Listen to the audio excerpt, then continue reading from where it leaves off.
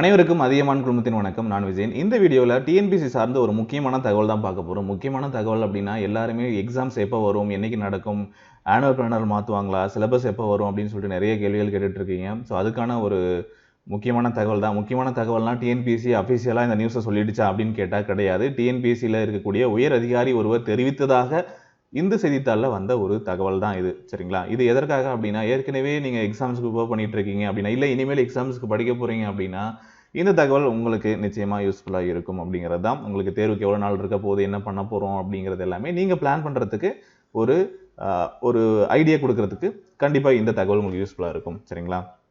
அதே போல் எக்ஸாம்ஸ் வந்தால் தான் படிப்பேன் அப்படின்னு உட்காந்துட்டு இருக்கவங்களுக்கு கண்டிப்பாக இது ஒரு முக்கியமான நியூஸாக இருக்காது, அதையும் சொல்லிடுறேன். சரி, டிஎன்பிசி தேர்வு பற்றினா என்ன தகவல் அப்படிங்கிறத முதல்ல சொல்லிடலாம். பள்ளி கல்லூரிகள் திறந்த பின்னாடி தான் பார்த்தீங்கன்னா எக்ஸாம்ஸ் நடக்கும், டிஎன்பிசி போட்டித் தேர்வுகள் நடத்தப்படும் அப்படின்னு சொல்லிட்டு உயர் அதிகாரி ஒருவர் தெரிவித்ததாக சொல்லியிருக்காங்க. ஏற்கனவே நிறைய நியூஸ்லாம் யூடியூப்பில் நிறைய பார்த்துருப்பீங்க. அதாவது எக்ஸாம்ஸ் இவ்வளோ வேகன்சி 50% வேகன்சி தான் நடத்த போகிறாங்க அப்படிங்கிற தகவல் எல்லாமே நிறைய சேனலில் போட்டிருந்தாங்க. ஸோ அந்த நியூஸ் பற்றியும் இதில் இருக்குது. என்ன அப்படின்னா, 2020 உங்களுக்கு 2020 ஆனுவல் பிளானரில் என்னென்ன எக்ஸாம்ஸ் நடைபெறும் அப்படின்னு சொல்லி கொடுத்துருந்தாங்களோ அது எதுவுமே பார்த்தீங்கன்னா நடக்கலை. சரிங்களா? ஒரு 2 தேர்வுகளை தவிர்த்து மற்ற எந்த தேர்வுகளும் நடக்கலை. அதே போல் இந்த வருடம் 2020 கொடுத்த ஆனுவல் பிளானரில் ஒரு தேர்வு கூட நடக்கலை அப்படிங்கிறது தான் முக்கியமான விஷயம். சரிங்களா? ஏன் அப்படின்னா, இந்த வருஷம் கொடுத்த முக்கியமான எக்ஸாமினேஷன் எது அப்படின்னு பார்த்தீங்கன்னா குரூப் 1. ஸோ குரூப் 1 எக்ஸாமினேஷன் ஜானில் நோட்டிஃபிகேஷன் நோட்டிஃபிகேஷன் அப்ளை பண்ணோம், அவ்வளோதான், எக்ஸாம்ஸ் நடக்கலை. சரிங்களா? ஸோ இந்த மாதிரி மற்ற தேர்வுகள் எதுவுமே நடக்காத பட்சத்தில் உங்களுக்கு அக்ரிகல்ச்சர் ஆஃபீஸர் இருக்குது, அசிஸ்டன்ட் ஆரிகல்ச்சர் ஆஃபீஸர் இருக்குது. So combined engineering service examination நடக்கலை. சரிங்களா? ஸோ இந்த எக்ஸாமினேஷன் எதுவுமே நடக்கலை. அதே போல் நமக்கு முக்கியமாக நம்ம எதிர்பார்த்துட்டு இருக்கக்கூடிய குரூப் 2 2A கம்பைன் பண்ண ஒரு எக்ஸாமினேஷன் இருக்குது, குரூப் 4 நடக்கும் அப்படின்னு சொல்லியிருந்தாங்க. ஸோ இது எதுவுமே பார்த்தீங்க அப்படின்னா இந்த இயர் நடக்கலை அப்படிங்கிறது தான். ஸோ இதை வச்சு பார்க்கும்போது என்ன சொல்கிறாங்க அப்படின்னா, இந்த வருடம் நடக்கக்கூடிய தேர்வுகளில் இவ்வளவு தேர்வுகள் நடத்தப்படாமல் இருக்குது. சரிங்களா? அதே போல் இன்னும் நிறைய அறிவிப்புகள் மே மாதம், ஜூலை மாதம், ஆகஸ்டில் இதெல்லாம் வெளியிடப்பட்டிருக்க வேண்டும். ஆனால் வெளியிடப்படலை. ஏற்கனவே அறிவிக்கப்பட்ட அரசு பணியிடங்களில் 50% தான் நிரப்ப முடியும். கரோனா காரணமாக இந்த ஆண்டு ஏற்கனவே அறிவிக்கப்பட்ட பணியிடங்களில் 50% தான் நிரப்ப முடியும் அப்படின்னு சொல்லியிருக்காங்க. மீதி, அதாவது நடத்த இயலாத தேர்வுகள் அடுத்த ஆண்டு தேர்வுகள் அட்டவணையில் சேர்க்கப்பட்டு நடத்தப்படும் அப்படிங்கிறத சொல்லியிருக்காங்க. சரிங்களா? முக்கியமான விஷயம், 50% தான் நிரப்ப முடியும் அப்படின்னா ஏற்கனவே கொடுத்த நோட்டிஃபிகேஷனில் ஒரு 50% தேர்வுகள் நடத்த முடியும் அப்படிங்கிற மாதிரி சொல்கிறாங்க. சரிங்களா? அரசு பணியிடங்கள் ஏற்கனவே அறிவிக்கப்பட்ட அரசு பணியிடங்கள் அப்படிங்கிறத பார்த்துக்கோங்க.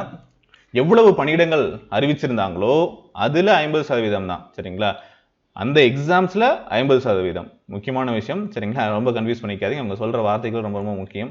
ஸோ நடத்த இயலாத தேர்வுகள் இந்த வருஷமே எல்லா எக்ஸாம்ஸும் நடத்த முடியுமான்னு கேட்டிங்கன்னா நடத்த முடியாது. ஏன்னா நீங்களே பாருங்கள் எவ்வளவு நோட்டிஃபிகேஷன் கொடுத்துருக்காங்க அப்படின்னு சொல்லிட்டு 23 எக்ஸாம்ஸ் நடத்துறதா சொல்லியிருந்தாங்க. ஸோ இதில் எல்லா எக்ஸாம்ஸும் இனி வரக்கூடிய நாட்களில் நடத்துறது அப்படிங்கிறது கஷ்டம்.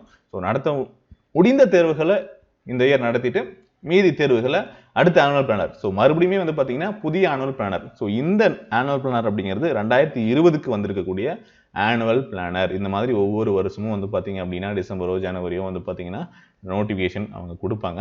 ஸோ அதாவது எந்தெந்த தேதிகளில் எப்போ எக்ஸாம்ஸ் நடக்கும் அப்படின்னு சொல்லிட்டு. ஸோ இது பார்த்தீங்கன்னா லாஸ்ட் இயர் 2019 2019 வெளியிட்ட ஆனுவல் பிளானர். சரிங்களா?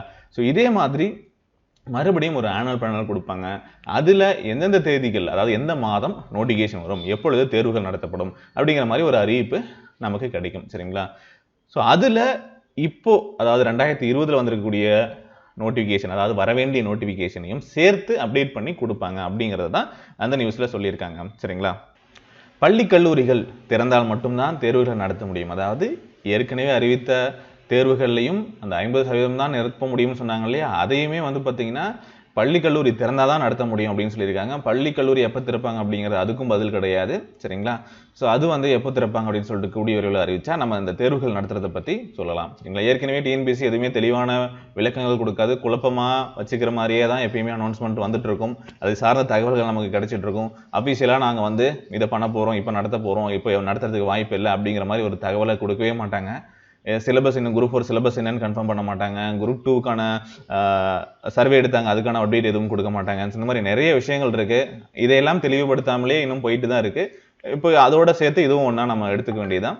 அதே போல் இன்னொரு முக்கியமான விஷயம் அப்படி என்னன்னா, டிஎன்பிசி தேர்வினுடைய வெளிப்படை தன்மையை மேலும் அதிகரிக்கும் பொருட்டு லாஸ்ட்டாக வந்து பிப்ரவரியில் ஒரு அனௌன்ஸ்மெண்ட் கொடுத்துருந்தாங்க இல்லையா, குரூப் 4 ஸ்கேம் வந்தபோது, அதாவது தேர்வர்களுக்கு கூடுதல் சேவைகள் வழங்கும் வகையில் தேர்வாணையத்துக்கு புதிய இணையதளம் உருவாக்கப்பட்டுள்ளது. ஸோ இதன் மூலம் தேர்வர்கள் உரிய கட்டணம் செலுத்தி தங்களுடைய விடைத்தாள்களை ஆன்லைனில் பதிவிறக்கம் செய்து கொள்ளலாம் அப்படின்னு சொல்லியிருக்காங்க.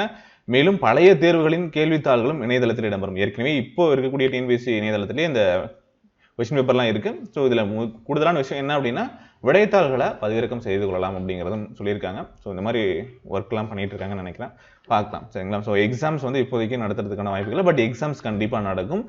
ஸ்கூல்ஸ் ஓப்பன் பண்ணால் கண்டிப்பாக எக்ஸாம்ஸ் நடக்கும் அப்படிங்கிறது இப்போதைக்கான தகவல் சரிங்களா.